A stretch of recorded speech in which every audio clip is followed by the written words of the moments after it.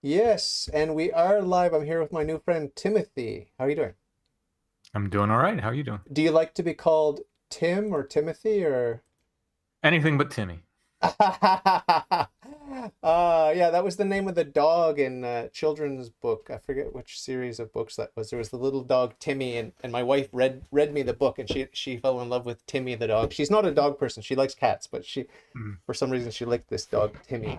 So yeah, I won't call you Timmy. Tim's fine. Tim's Tim. So listen, I don't know you. I don't know you from Adam. So maybe I know you got some interesting podcasts. We're going to talk about that, but later, because first I want you to go back and talk us through the biographical stuff. Who are you? Where you come from? What kind of faith and philosophy were you exposed to as a very, very young child? And then when you got to the age of reason, then later puberty and then adult life, what kind of paths did you choose in terms of faith and philosophy? Just talk us through the whole thing. fine. Ooh, it's a long story. Well, I'm a cradle-Catholic, Cool. and stuck with that until my early teens, at which point I'm the youngest of six kids. So I was born on a farm in rural northern Maryland. And some of my brothers had turned Protestant, some had just stopped going to church at all. And as the youngest of six kids, my mom was struggling with MS, and she didn't have the will to force me to go. And as a selfish teenager, I was just like, I'm not going, I'm out. And she said, "You will get confirmed as an adult." And I said, "No, I will not. Stop saying that. I will not. Dream on, mom." And then I went to, I found punk rock and girls and all that stuff, and went down some pretty dark roads with occultism and this and that. And in my 30s, um, as the result of a what I feel was a pretty big miracle, um, I was having some. It was a rough time, and I remembered one prayer from my youth, and I started praying the Hail Mary, and it resulted in a miracle. And it, this was a medical miracle, not for myself, it was for my children. And even the doctors at the hospital said, I asked them, like, how did this happen? Because they had the prognosis was death, quite frankly. And the doctor looked at me and said, "Miracle." Looked me in the eyes and said, "Miracle." Wow. And that was the beginning of my journey back to the church. It took a long time. I struggled against it. It's hard work, and I didn't want to put the work in. But one thing after another kept pointing me back to the church, and happily, I could say I got confirmed as an adult. Mom, you were right, and I'm fully back now. Wow, I never expected that, especially when I see you look like a really cool dude. And usually if you're Catholic, you don't look like a cool dude. You look like a normal normie, you know what I mean? So that's so exciting. Congratulations. How many years has it been now you came back? Well, like since my 30s, I used to always say, I'm culturally Catholic, and for instance, my kids grow up in a house that's filled with statues of the Virgin Mary and icons of saints and so forth. But I just wasn't taking that final step to sort of officially go back. So I got confirmed last year. So Wow. I haven't been, but I was semi-practicing. Before that, I started saying the Rosary daily, and I started praying and thinking about this stuff, and Yeah. had some, I don't know if you want to call them miracles, but some pretty interesting things that finally pointed me like go back, go now. It's time to go back. You have to walk the walk if you're going to talk the talk. How is the health of the miracle child now? Fantastic. Yeah, Really? yeah. No relapses, nothing weird? No, no, they were Wow. preemies, and nothing Oh, serious. oh, okay, okay. Now how old is the child? They're twins, and they are 19. Oh, wow. Yeah, Wow, amazing. Wow. How many kids do you have total? just the two. Okay. Well, that's enough. You got your hands full with these miracle babies. Wow, so cool. Well, two in college at once, so yeah. Did you give them interesting names, Christian names? What kind of names did you give them? Yeah.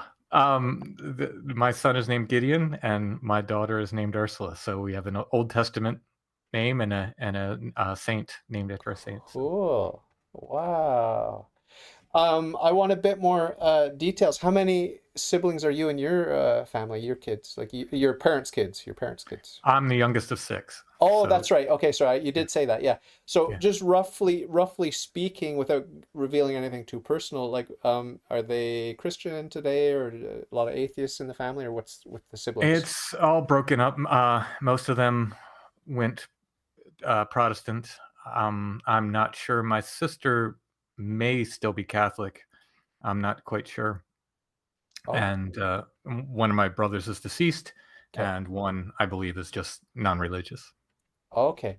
And are your folks still around, or they're No, long no, they gone? both passed. They passed Yeah. on? Do you think they were Christian at the time of death or anything like that? Well, my mom, like I said, my dad was never Catholic. My mom was Catholic.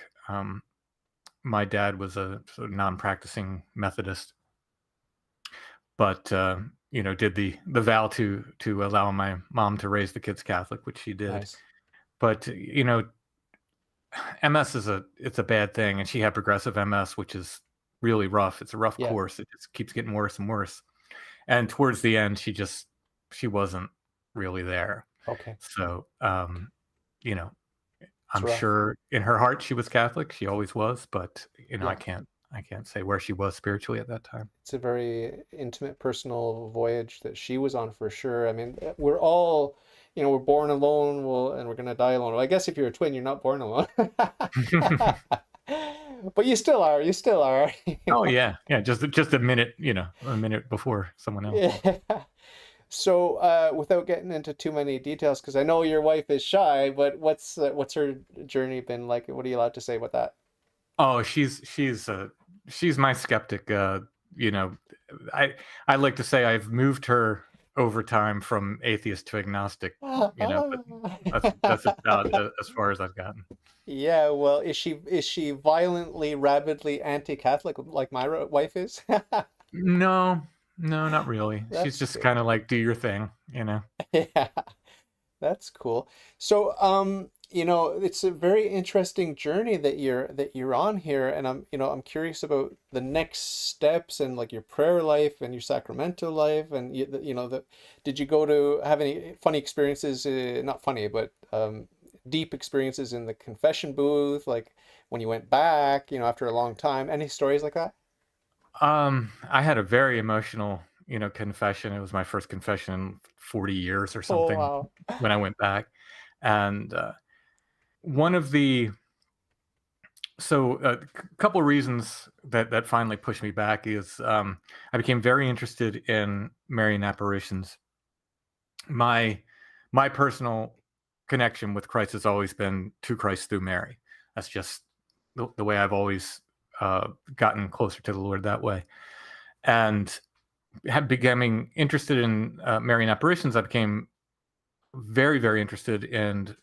This is not an approved apparition, but I believe and hope one day it will be approved. It's the Garbandal apparitions in Spain. And without getting too deep into that, quite amazing. They happened in the 1960s. But the seers were holding medals and other religious items up, and the apparition was kissing them. And someone had sent me one of these kissed medals. And I opened the package, and my wife's the skeptic. We have a very large kitchen, but like it's an old Victorian farmhouse, big old kitchen. She's across the other side of the kitchen doing dishes. I open the package. I am hit in the face with the scent of roses. Just Wow. bam. And immediately my wife from across the kitchen says, "Oh, roses." Now, the trick to that is the person who sent me that also sent a relic of Padre Pio, Ha. and he is also known for the scent of roses. So I don't know what was responsible for that. But in any case, it started making me look at the messages that went along with the apparition, and that was pray the rosary daily, visit the Blessed Sacrament, basically set yourself right and get back to church, which again, I eventually did. Another part of this equation was there's a fantastic, wonderful, wonderful friar from Ireland who comes on Strange Familiars often. He's also been on Flowered Path, my other podcast, a little bit. He does some readings for that here and there. Brother Richard Hendrick. And he's been a wonderful part of my spiritual life. Since meeting him, we've become good friends, and I speak with him often. And as I was looking for local churches to go back to, the closest church to me locally is St. Joseph's. There's another church that's about 3 or 4 miles further away, also called St. Joseph. In looking for the one that was closer to me, I accidentally got on the website of the one that was further away. And it said that they were managed by Franciscan friars. And I was like, there's my sign. I have to go back to church, and it has to be that church. So my first confession in 40 years was to a Franciscan friar.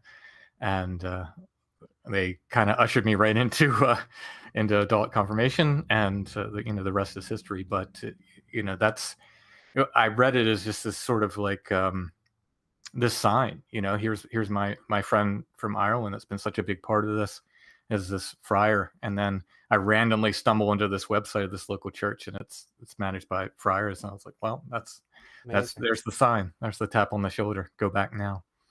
Amazing. Do you know much about the history of St. Francis of Assisi and his order and the Franciscan school of thought and theologically and these sorts of things? Enough to get myself in trouble.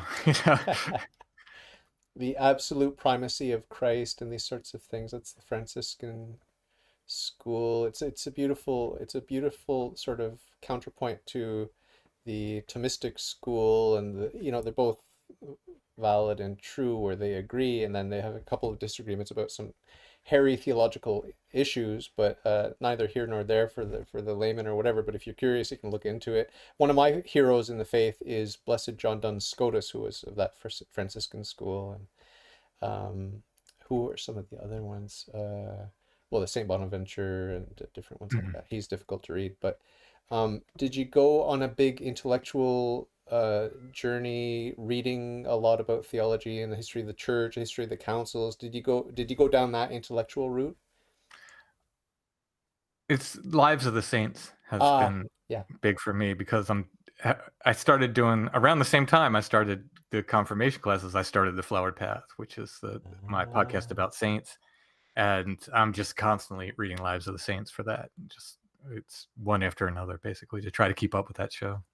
Wow, amazing. Can you turn me on to some must-read saints, some of the saints that maybe I haven't discovered yet that are really exciting in terms of the virtue? They're all so great. The most recent one I read, which was very meaningful to me, because I have MS like my mother. I have thankfully relapsing MS, which is it's a way less difficult road than my mom had. It comes and goes. And for all these years, I never looked up the patron saint of MS. I don't know why. It's something that, and recently I did, and it's Saint Lidwina from Holland.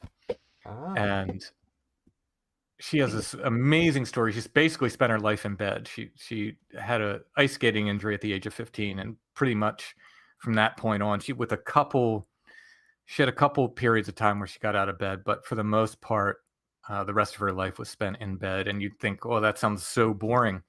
But she had this incredible spiritual life. She's a visionary. Had the stigmata, and had all these amazing spiritual messages and miracles around her. And one of her biographies was written by Thomas à Kempis. Yeah. And that's the most recent one I read. So that one's really kind of stuck with me, because it meant so much personally. If you haven't read the biography of Saint Gemma Galgani by Father Germanus, that's pretty moving. She's a very kind of similar saint, Well, she was spent a lot of time in bed, a lot of illness, but became a victim soul and just offered it all up and had these amazing experiences.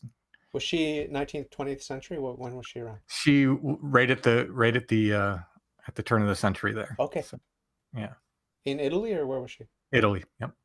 Well, I Yep. see her floating around. It's one of the saints I haven't really looked into. And to be honest with you, I have a little bit of caution about Padre Pio, just because the stigmata, and I'm just a little bit nervous about the stigmata.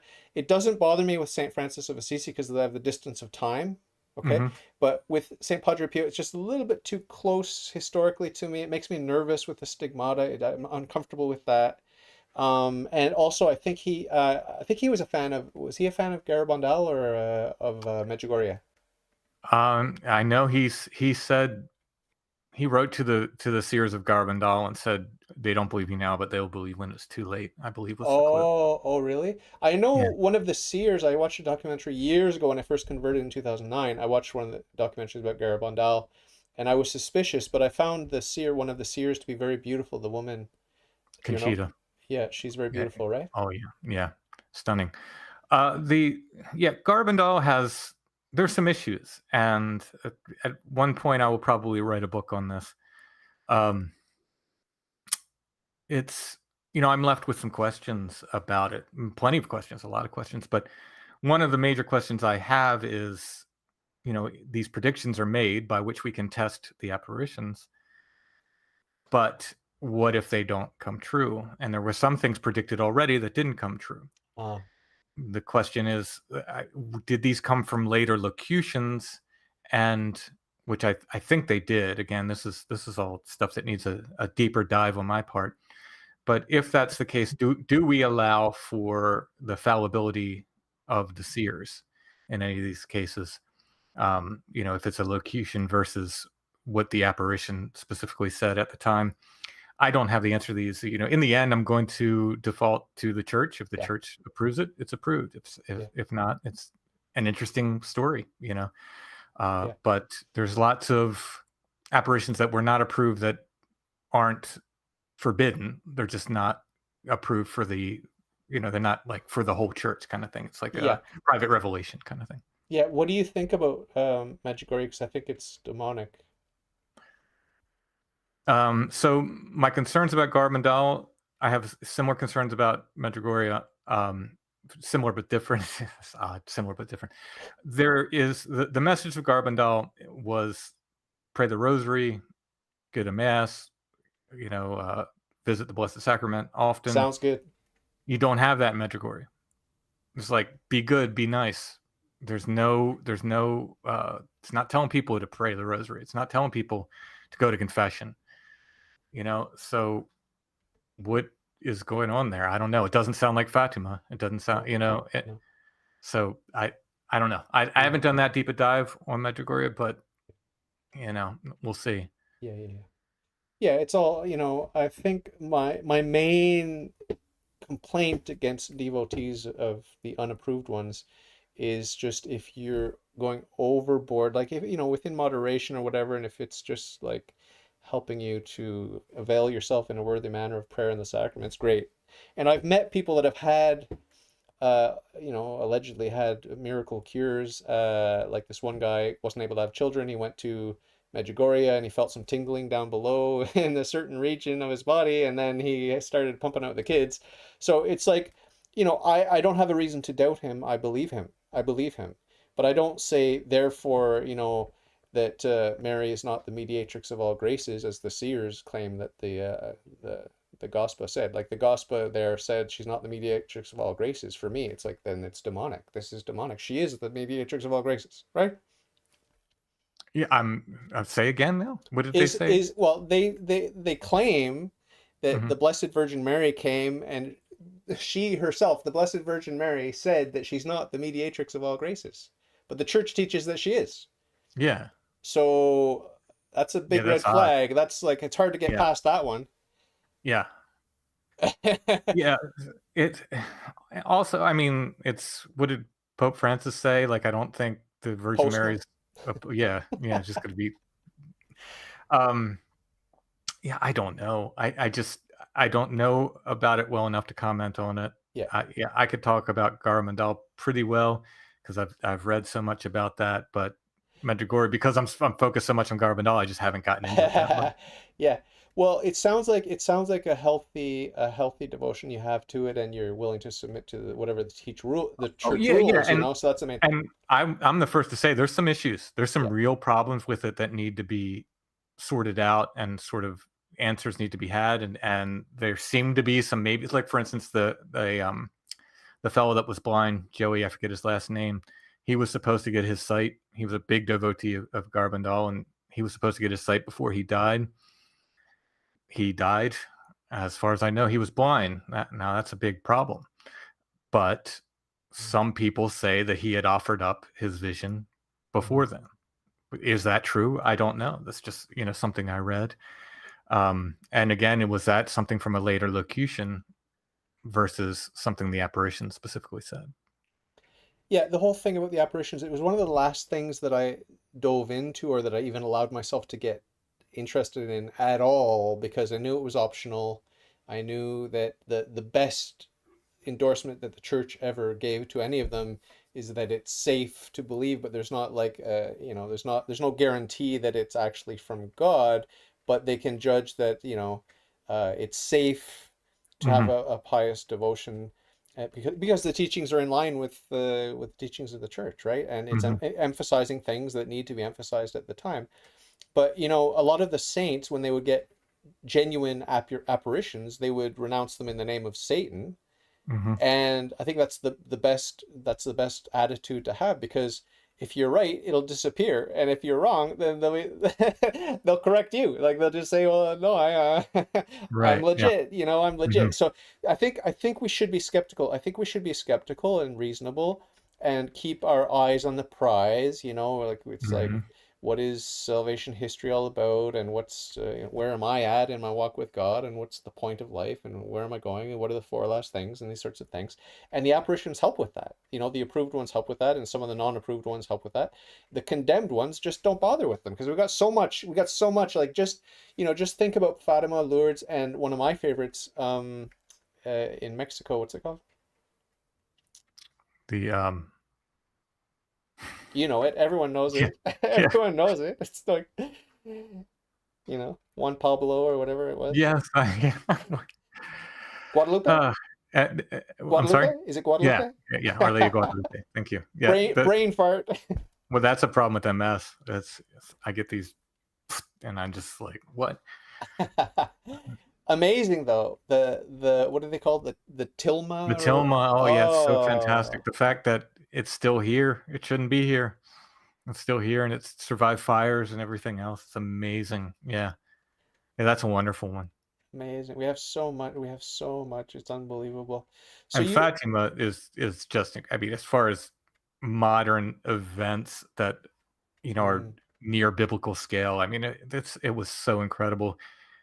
I did a deep dive on that with Brother Richard on my ah, podcast, and there was a crowd for the last apparition, the miracle of the sun there, that was the size, and I think this is like drives it home. It was the size of a Super Bowl crowd, a modern Super Bowl crowd were there, and wow.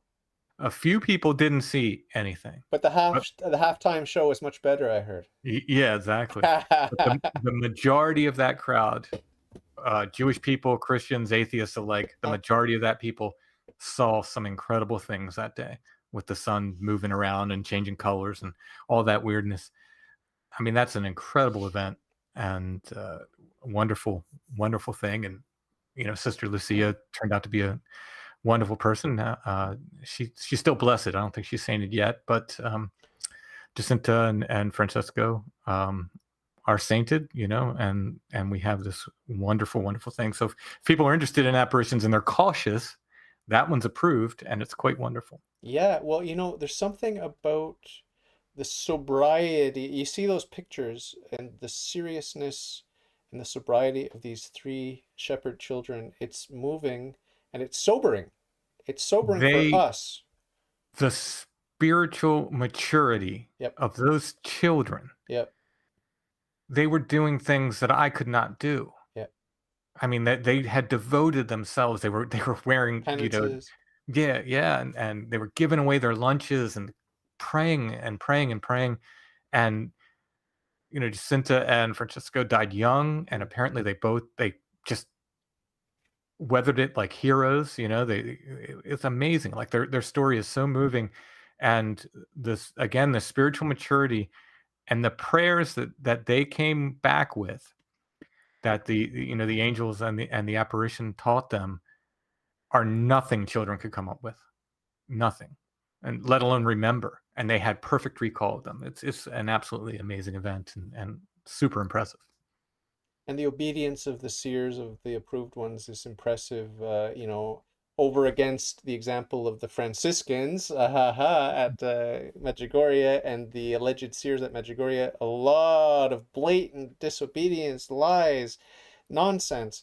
So I'm not here to bash what I think is a demonic false apparition, but I mean, we can compare and contrast. It's pretty easy to see the lives of the seers from Lourdes and Fatima. I mean, Saint Bernadette Subiru is one of my favorites.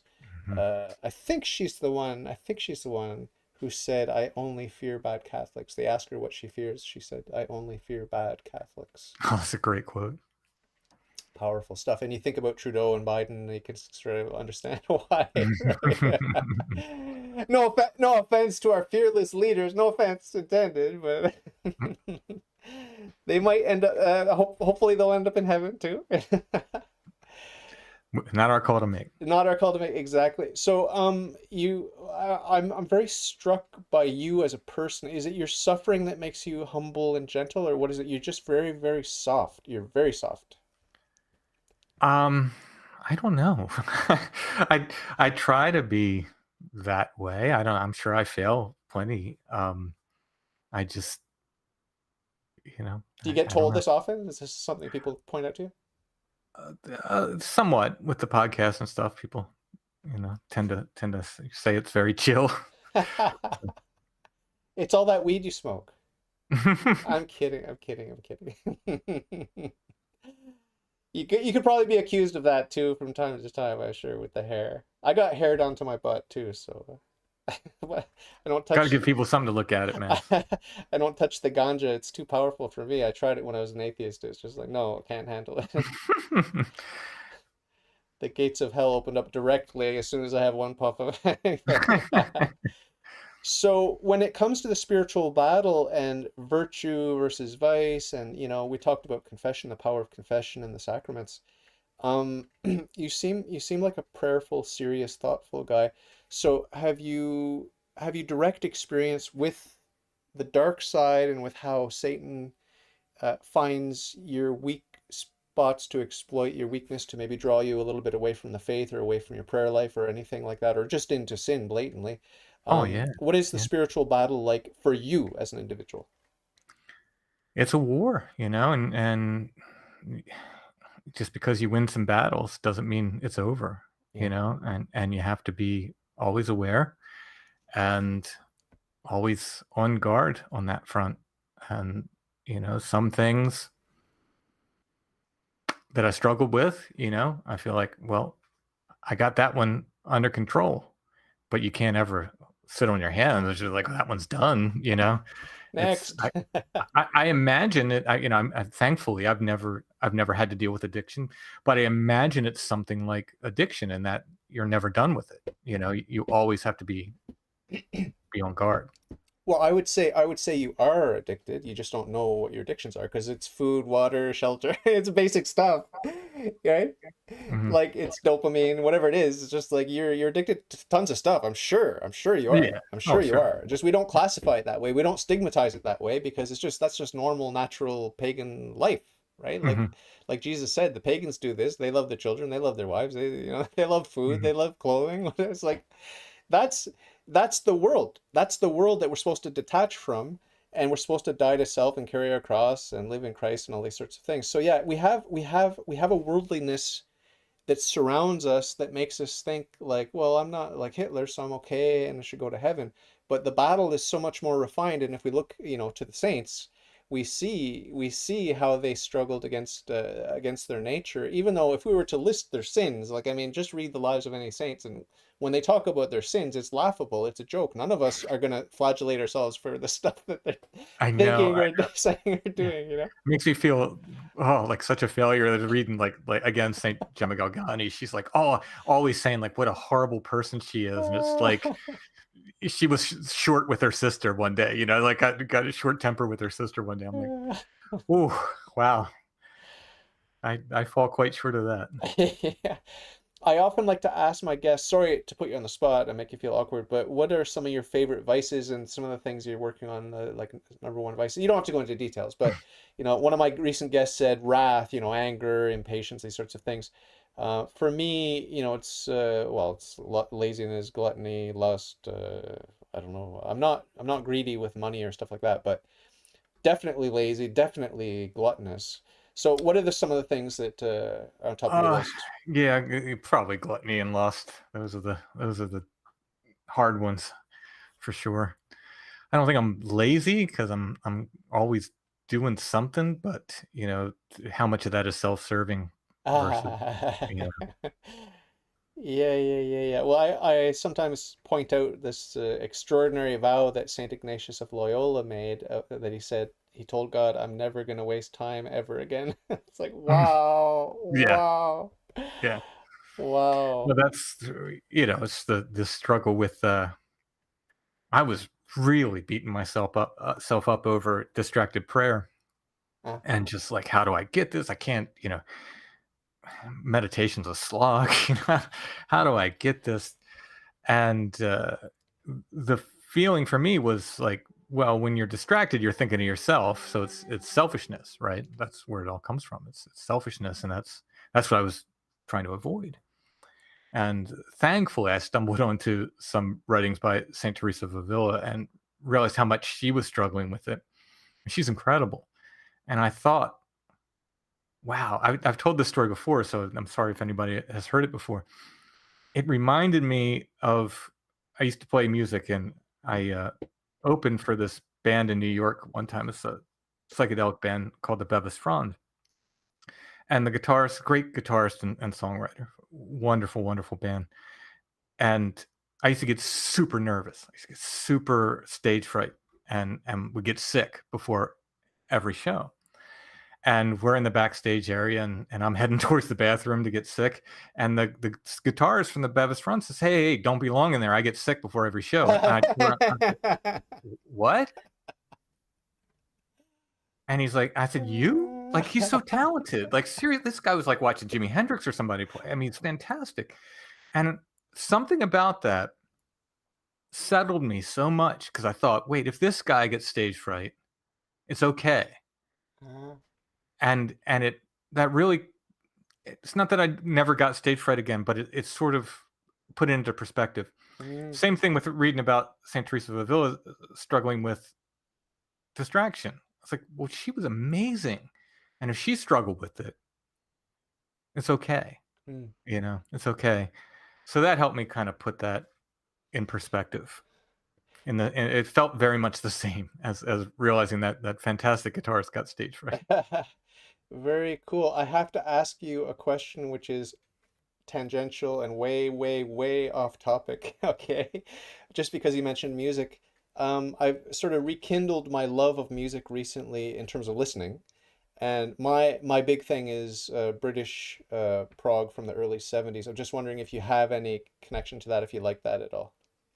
Well, when it crosses over with folk, Ah, oh, there's a band called Lindensfarne or something I've like heard of them. that. Yeah, Yeah, they were a part of that era. yeah. They, Was Sandy Denny with them? I don't know, there's a guy that was quite famous as a solo artist that was part of that, but quite talented, Hmm. and they were a crowd pleaser. I'm reading a book now, actually, my first book ever on, because I normally just read about Catholic stuff, but I'm reading about prog rock, and it's very fascinating. I mean, it is dark. It is dark. The whole rock and roll thing is dark, but I don't know if you know, but I come from atheistic Satanism. That's how I came into the church in 2009. And so, like, I have a different take on the role that Satan plays in salvation history. I think he plays a very important role, and he's doing God's work. And that, a lot of the stuff that the Protestants get really uptight about, like Christmas trees and pagan stuff that they see in Catholicism, stuff like that, it doesn't bother me. And Mhm. same thing with rock and roll. Like, I see it as ontologically good to the extent that it's music. Like, some of the stuff is just not music. That's where Satan's trying to break it down and destroy it. But I see everything as ontologically good. I see evil as having no substance, and as Saint Augustine said, evil is a way, not a thing. So, as long as you're oriented, and I think we can appreciate all of creation, and God's allowing everything to happen. Now, this is not to say that I smile on sin. I don't smile on sin, and I'm trying not to sin myself. But I don't have that fear of Mhm. secular music and these sorts of things. Where do you stand on that issue? Or very similarly, yeah. I I'm happy to listen to whatever. I'm not going to be worried if some you Paranoid know about it? heavy band mentions Satan or something. It doesn't bother me.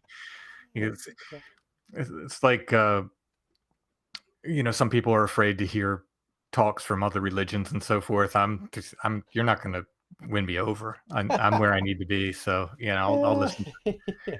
talks from other religions. I have no Well, problem with that. Saint Faustina talks a lot about having trust in God and Jesus Christ, and it hurts Christ when we don't trust him. And I think a lot of the freedom that we're supposed to have in Christ is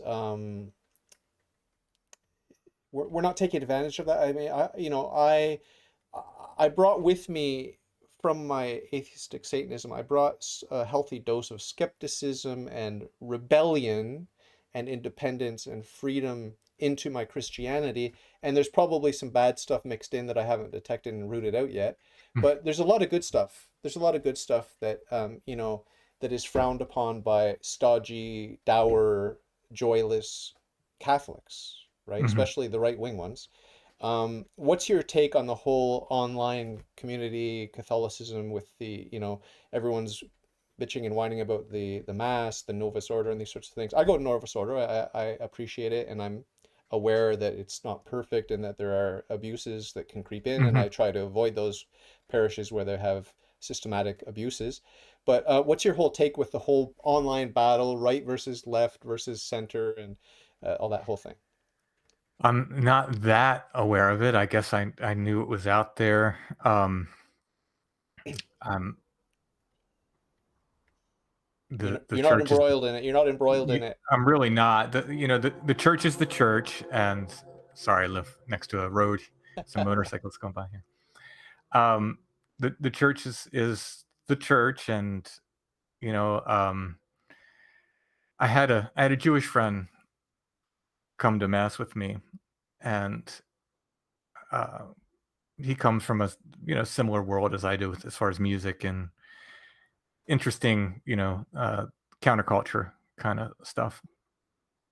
And afterward, he's like, "What do you see in that?" And you're like, "What are you getting from that?" He's like, So well, the music isn't to my taste all the time. I'd prefer if everything was like very medieval, right? The more medieval Mm, we got, the better I would like mass. But the Catholic Church is a big tent, right? And it's not for me. It's for everyone. mm. So there are some things that my taste. I would love to change the music, the sort of modern folk rock stuff we get at mass. I'm very it Cringe, doesn't cringe. it doesn't move me. But I can overlook that because it's not for me, and I don't get to make these decisions, right? And what is there and what you can't get anywhere else is the sacraments, and that's what I ended up telling them. Yeah. So what I'm there for is the sacraments. There's nowhere else to get them. That's it.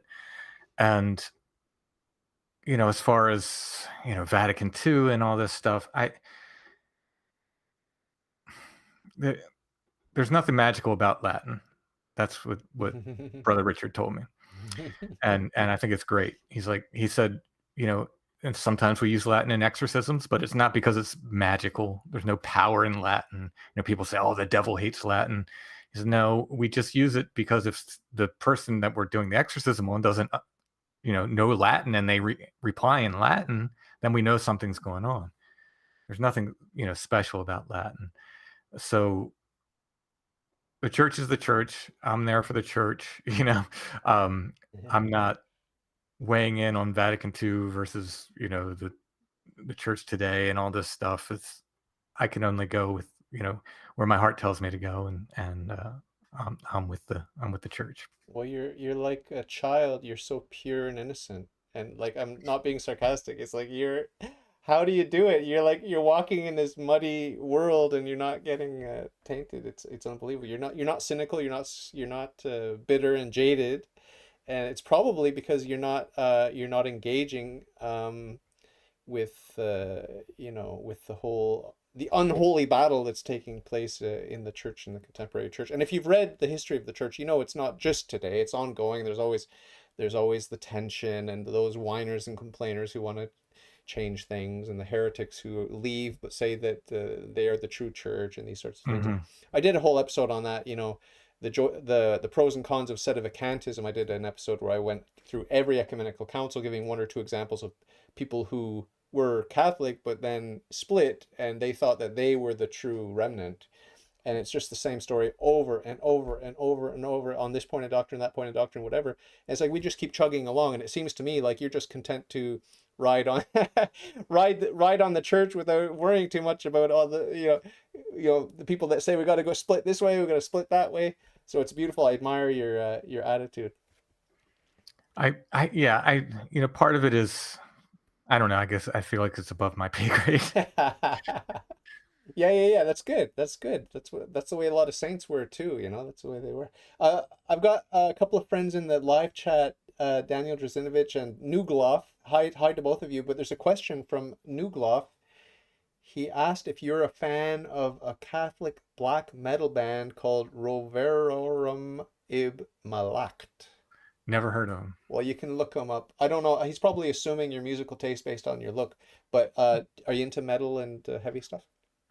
Like slow and heavy, and vocals are very important to me. So the vocals they don't have to be like perfect good vocals, but they have to hit me a certain way. That can be. I'm not the black metal stuff with the screechy growls. Vocal fry. It's okay sometimes. It has to hit me a certain way. But for heavy music, I like slow and heavy stuff. Like I guess they call it stoner doom, just like really really slow heavy stuff. Sounds cool. Yeah, I'm a bit sensitive to the heavy stuff.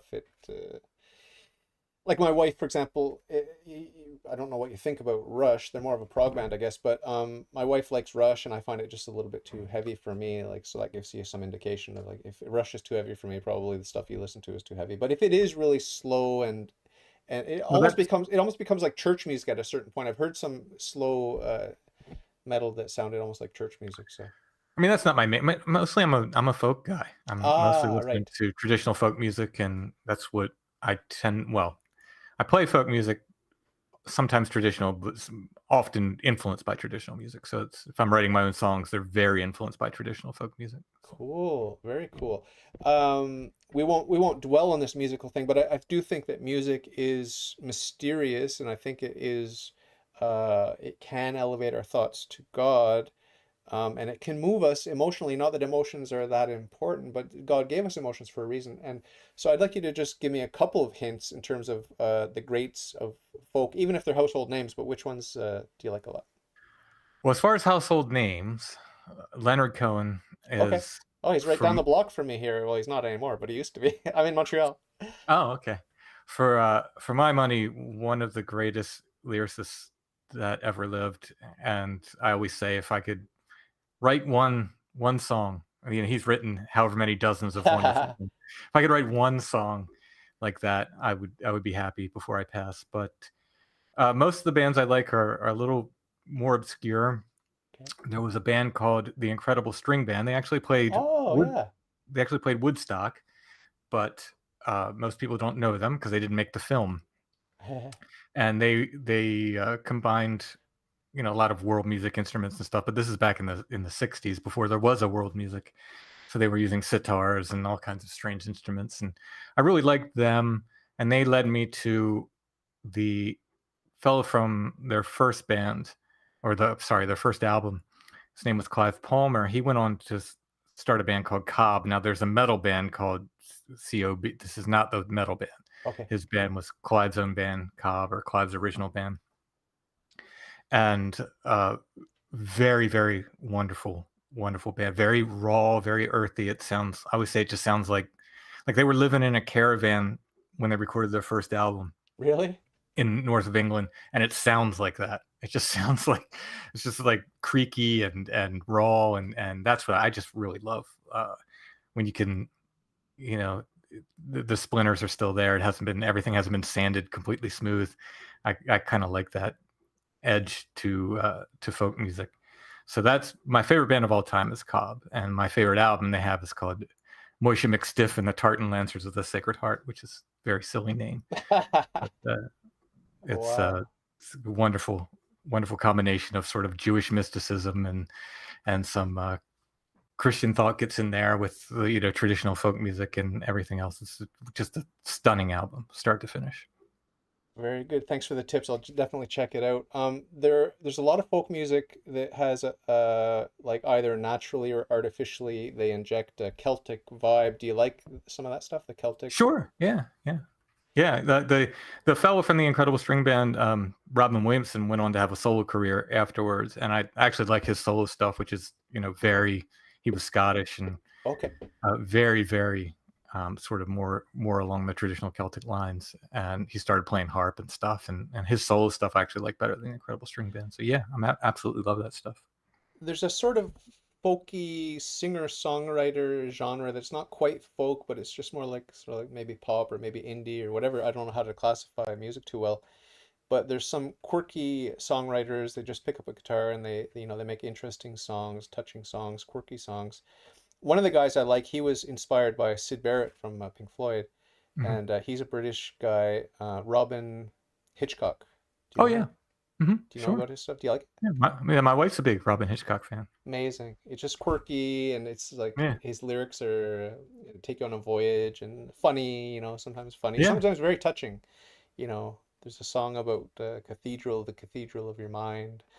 He did a couple of songs about the Catholic Church. He's not a fan of the Catholic Church, but yeah, my one of my all-time favorite bands is Vandergraaf Generator. I don't know if you know about them, I but know the name, but yeah. they're kind of dark and very difficult prog rock from the early 70s.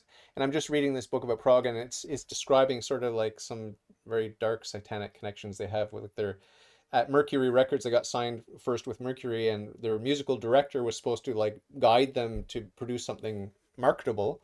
But he was a Satanist, so he just said the only spiritual direction he gave them was "Do what thou wilt," Oh, So jeez. so they had complete freedom, and they made this wild music, and they were unfortunately, they were real deep into drugs and alcohol and sex and whatever. So like a lot of rock bands, I didn't know that about them. I thought they were very intellectual. I thought they were clean and straight laced, but it turns out no.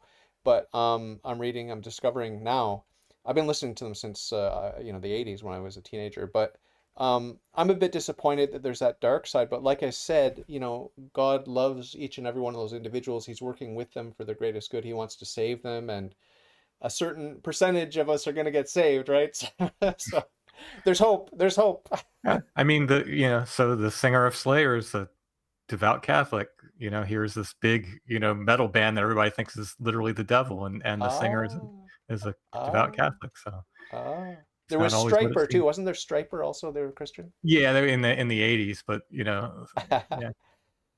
It's amazing. So yeah, the one of my friends, one of my recent guests, he said that he studied music at Franciscan University of Steubenville, and he said it was a charismatic atmosphere. So a lot of them were into the emotional things, speaking in tongues and praise and worship. And Mm. he said that he allowed himself to get sucked into that a little bit, but he didn't do speaking in tongues.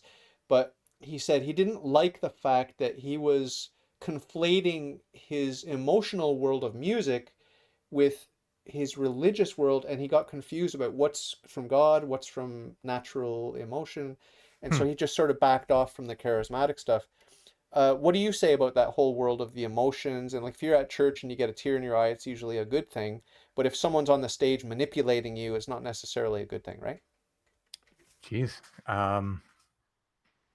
Boy, yeah, I would like to say that I haven't experienced that, but I'm trying to think of it. I'm sure I have.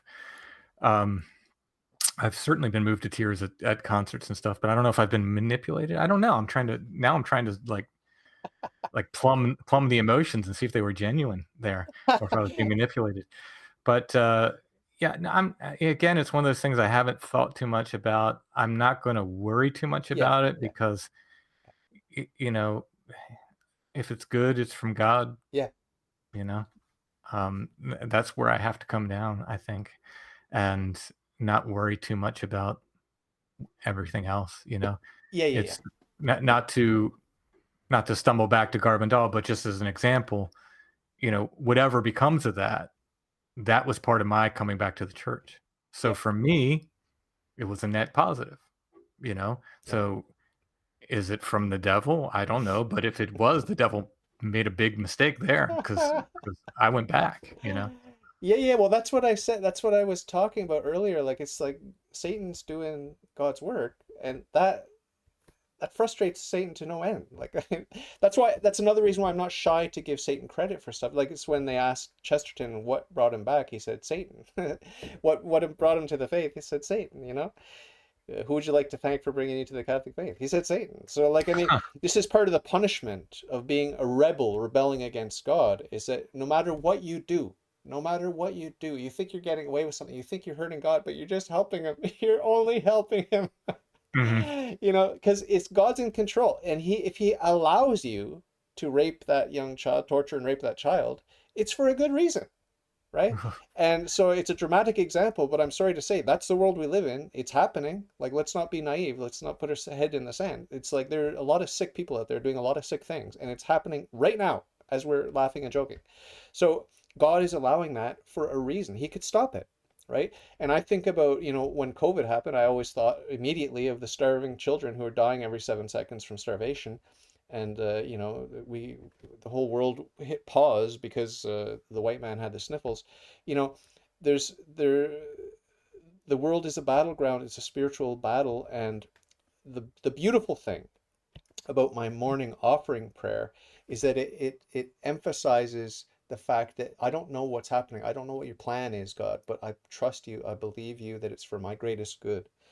And it's not just for my greatest good, it's for every single individual's greatest good. And the mystery of that, the mystery of how God allows evil, for a lot of atheists, they think that's the checkmate against religion. It's like, well, Hmm. the sick children, like, look at the sick children. Yeah, we do. We open our eyes, we look at the sick children, and we acknowledge that God is all good, all powerful, and He's allowing it for a reason. This is not to minimize the suffering. This is not to minimize it, but we inject the meaning that comes because Christ, God became incarnate and he suffered and died for us. The suffering has meaning.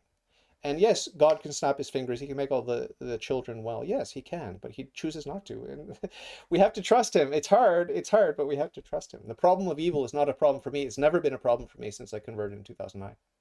Well, this is again, it's one of those above my pay grade things. My mind is not God's mind. I Yeah, cannot conceive. Like it's I don't have the ability yeah. to understand on that level. Of course, of course. Neither do Like, I, but you and I both trust God. mhm. That's the thing that the atheists don't yet have. I mean, I've spoken to a lot of passionate atheists who take the moral high ground and, trying to wag their finger at me, and it's ironic because, they don't have a philosophical justification for any morality whatsoever. You know? We do. We do. Oh, I mean, my wife comes from a family of atheists who happen to be the most just and moral people I've ever met in my life. Yeah. You know, so what do you do with that? I mean, I'll give Yeah. them props where they're due. Yeah. Well, there is that little inconvenient teaching of the church that natural virtue can't get you to heaven. Like there is that. I'm sorry, not to put doom and gloom rain on your parade here, No, no, no. I'm but just saying, like, again, like, just because someone is atheist doesn't mean good can't come from it. That's just where I'm saying. yeah, yeah, yeah, yeah, yeah, yeah. It's a No, very, I'm not making.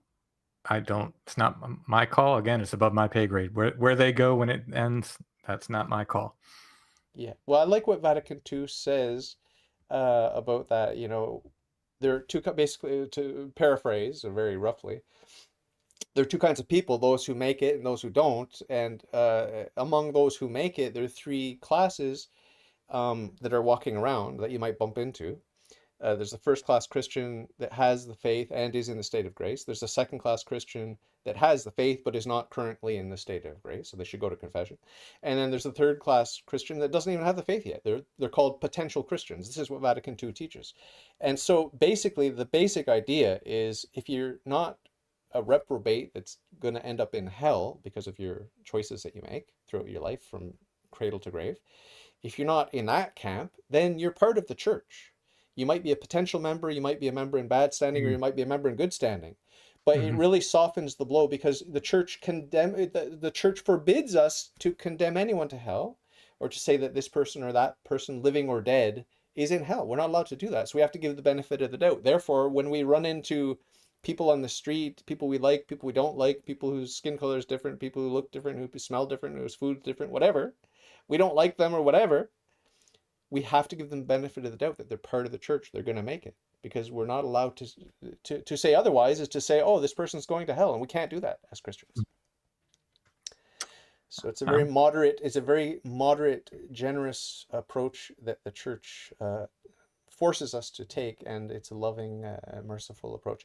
Speaking of this, is a good point to segue. You can respond to that, but also I want to add in the extra layer to the question, which has to do with Pope Francis. I like him. I love him. I trust him. I think he's Christian. I think he's Catholic. What do you think? yeah, I mean he's the Pope. Um, you know, did again? It comes down to like my personal taste. Were there popes I like better? Yeah, Yeah. but it's not. You don't always get to choose. So he's the Pope. Yeah. You don't sit around worrying about why he said this allegedly or why he said that allegedly. No, it's the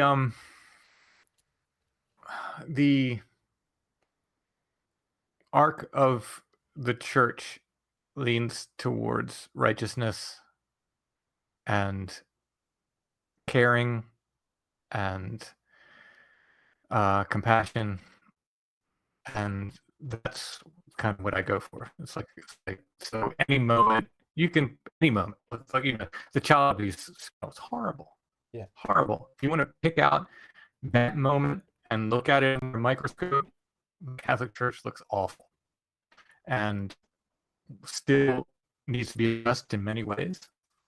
Again, above my pay grade, I don't get to make the choices as, but as a member of the church, I think it still needs to be addressed and should be approached with the compassion and kindness and a directness that sometimes there hasn't been in the past. But there are moments in my life that if someone took out that particular moment, would not make me look like a very good person. And you have to look at the entire historical arc of the church, and again, Pope Francis is part of that arc. Absolutely, yeah.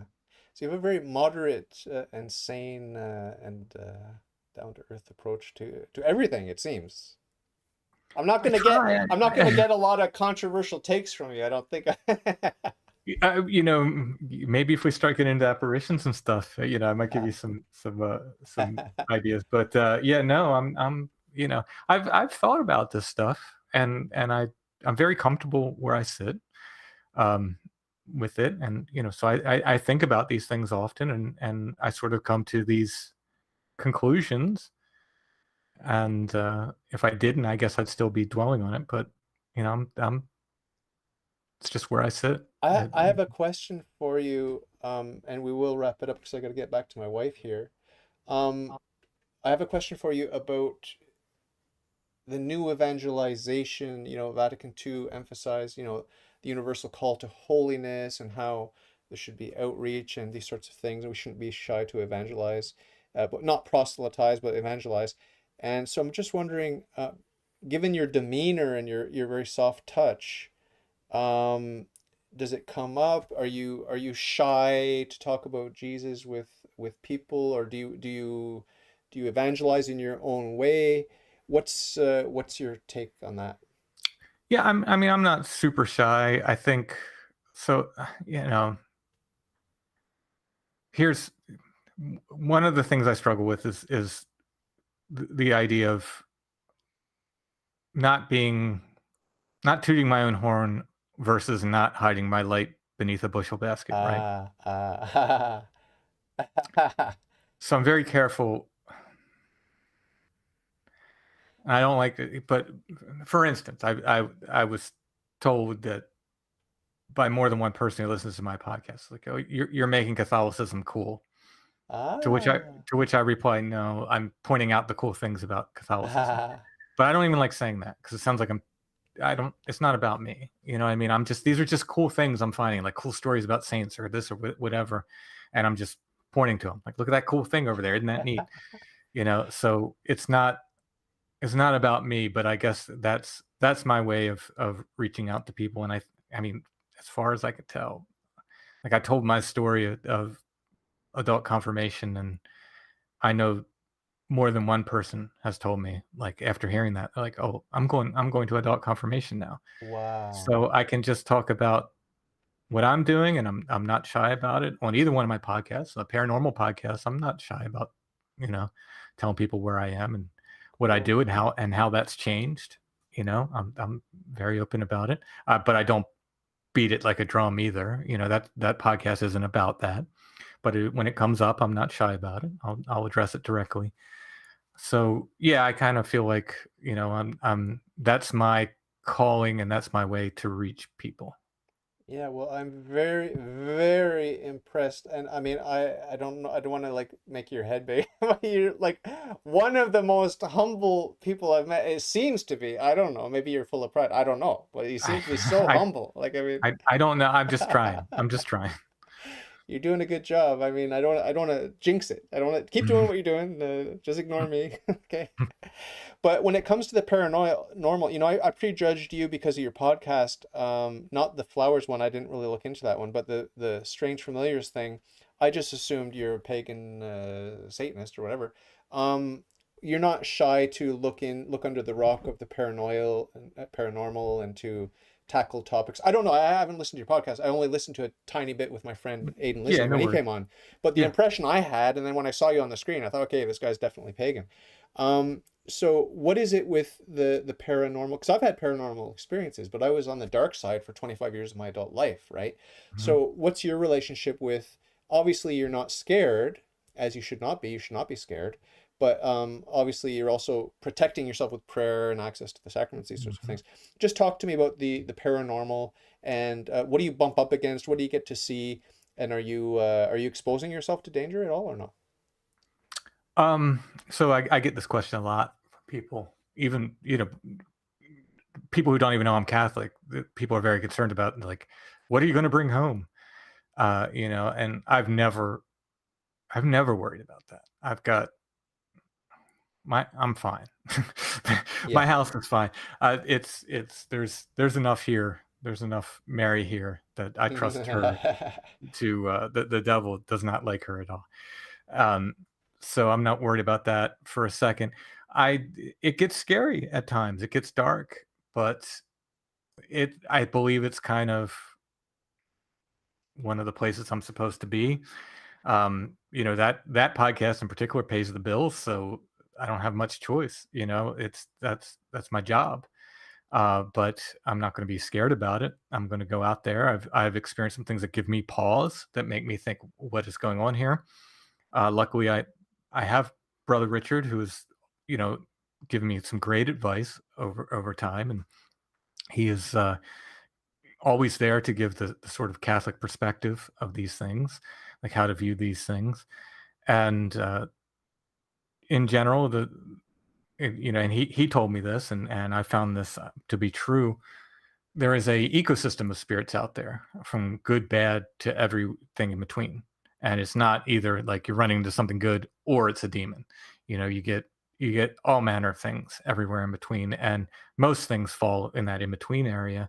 So yeah, it gets weird and it gets scary, but the idea is not to let that fear take over, to approach it with calmness. I do believe there's an element that we bring to it for ourselves, and what you bring. If you go out there scared, you're going to get some measure of that back. So, and again, Brother Richard kind of helped me deal with that, because I was going out there scared, and things were getting weird and intense, and he kind of told me, like, hey, you need to, like, just approach it differently, and it's really changed the way I approach it. So, yeah, there are things about the paranormal that give me pause, that make me step back and go, that's weird, and I don't like that. But at the same time, there's no it's don't get obsessive about it. That's what I tell people. You can get, and that can happen with anything, but the paranormal is very seductive. Mm. It can really be, you can really get obsessed with it. And especially if you are experiencing unusual things, it can be very addictive. And that's the dangerous part, when you start to get obsessive about it. So I take breaks. I make sure to, you know, my reading generally isn't on the paranormal. It's the lives of the saints for the most part. Yeah. So other things I do for fun has nothing to do with the paranormal. I'll sit down and, watch a film with my son, or whatever it is. You know, so not everything in my life is focused on that, but it is a part of my life. But I'm pretty fearless of it, affecting me in a negative way, as long as I keep my head about it, and make sure I'm right spiritually, otherwise. Yeah, absolutely. You said you would sit down with your son. Do you have a preference between the two twins? Do you have to like one more than the other? What kind of question is that? No, It's a spiritual test. I want to test you. I want to test you here. my son and I enjoy the same movies, but my daughter is an artist like me, so we have, Oh, each okay. each of us have things in common Oh, okay. in So you got different a ways. boy and a girl twins. Yes. Oh, wow. Are they very close? They like each other a lot? Yeah, yeah. No sibling rivalry, fighting. I mean, no more than, you know. No more than normal. Yeah, I mean, we get everyone. Look, we're a close family, and every now and then you're going to rub somebody the wrong way, and they're going to get irritated with you. You know. I had a question pop into my head because there was a lyric by Joni Mitchell. Do you like Joni Mitchell? She's Canadian. Yes. Or she annoy you a bit? I'm not a huge fan, to be Okay. honest. What about Joan Armatrading? Not that familiar with her. She's kind of like the original who was that chick that did that song? Fast Car, remember Fast Car? Mm, Living in a again, fast car. Dun, dun, dun, dun, dun, dun, I think so. Yeah. Black chick, the American one. Anyway, this is sort of like the British precursor to here, let me look it up for you. Fast Car, because I know you like folk. Tracy Chapman, you remember her? Oh, okay. Yeah. So, Joan Armatrading is sort of like the original British Tracy Chapman. So I was just curious if you knew them, but that's more, I guess, maybe a poppy sort of folk, Yeah. pop Yeah. folk. So excellent to meet you, my friend. I hope you come back and chat with me some more about the faith, and we can chat more about Garabandal. Maybe I'll look a little bit more into it. Sure. Do you have like a main partner on the podcast other than your Franciscan friend? Do you have someone else that helps you? So in Strange Familiars, it's my wife is in studio. She doesn't like going out looking for Bigfoot. So you're not going to find her doing that. But she's in studio with me, and then I have an investigation partner, Chad, that he goes out with me a lot if we're going in the field, and that's what we do. I usually take a recorder with us, so we can take the listeners with us, when we Ah, go to these weird places. It's a big part of Strange Familiars. So cool. so he's by my side, solid as a rock, good How'd you dude. meet Chad? He had an experience and called me up. He had got screamed at by something in the woods. Had a very unusual day, uh, Oh, and we did an episode on it, and we sort of stayed in touch and became friends. And then he wanted to start doing more of this, and I oh, enjoy having company. It's nice having somebody that you can depend on out there, especially when we're 5 miles deep in the woods, and things get wonky. I know oh, he's not going to run. I know he's got my back. So it's good to have somebody wow. like that. Wow. So I always do this. Don't feel put on the spot, but I always do this. I always ask people, my guests, to invite other people on. So if you invite your wife, yeah, I know she's gonna say no, just invite her anyway. And Chad too, you can invite him too. And I'm expecting a no, but today I interviewed the wife of one of my guests, and he was a very, very shy guy, plays the bagpipes. Ben Perry is his name. And I asked him, hey, I asked all my guests to invite their wives on, and he said, okay, I'll ask her. And she said yes, and I had her on today. It was wonderful meeting her. And it kind of rounds out the picture. Like if I meet you, it's amazing, but if I meet someone who knows you, it rounds out the portrait just a little bit more, you know? So I always ask, can't hurt to ask, and sometimes people say yes. So Okay. I'm throwing that out there. Chad would likely do it. My wife's Cool. not going to be on camera, so if the camera's on, It'll be, yeah, if the cameras are off, we could just use an image of whatever her favorite avatar, whatever she likes, and we could do it I'll that way. ask her. She I'll has, ask I'm her. sure she has a lot to say. She has a lot to say, I'm sure. So we'll just get the camera out of the picture, and then the rest will be good. She'll be able to talk my ear off about all of her I'll ask. stories, I'm sure. So any little final thoughts, like anything we didn't touch on that you thought we might talk about that you wanted to put in? Oh no, just thanks for having me. If people want to listen to my stuff, strangefamiliars.com. There's a bunch of links there. They all go to me, and theflowerpath.com if you want to hear stories of saints. Excellent. I put both of those links already in the show notes here. I don't know if you know or not, but I have a very small audience, but they're very nice people, and I've become friends with a lot of them, a lot of repeat guests, and it's just a beautiful thing. Hearing the stories of people, ordinary people, and I don't know if you're internet famous or not, but to me, you're an ordinary guy, like a nice guy and an accessible guy. And I've had some big names on, but it's just people are people, and it's amazing to discover just a little insight into each person's voyage and their journey through life. The world of podcasting in general has been such a net positive in my life. Um, Having been involved in the music scene, and I still am to a degree, the kind of support and kindness you get from podcast listeners versus the music community is amazing. And it's been such a blessing in my life. So I'm happy to do podcasts, big, small, or otherwise, because like I said, this community is absolutely wonderful. And I've had nothing but great things come from it.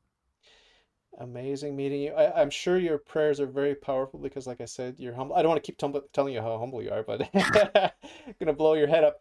But I would appreciate if you'd pray for me and mine because I'm the only Catholic in my family, and my Will wife's do. my wife's anti-Catholic. And I do to sort of compensate you, all my guests. I enroll each and every one of my guests in a perpetual mass. So you've got the graces coming to you, you and Oh, your thank you. family, you and your family. That means your spouse, your kids, your parents, living or dead.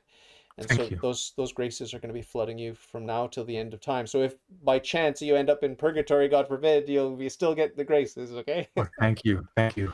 Much appreciated. Yeah, so just pray for me and mine, and Will please do. feel free to come back anytime if you just want to chit chat or if you want to promote a project that you're working on or whatever, okay?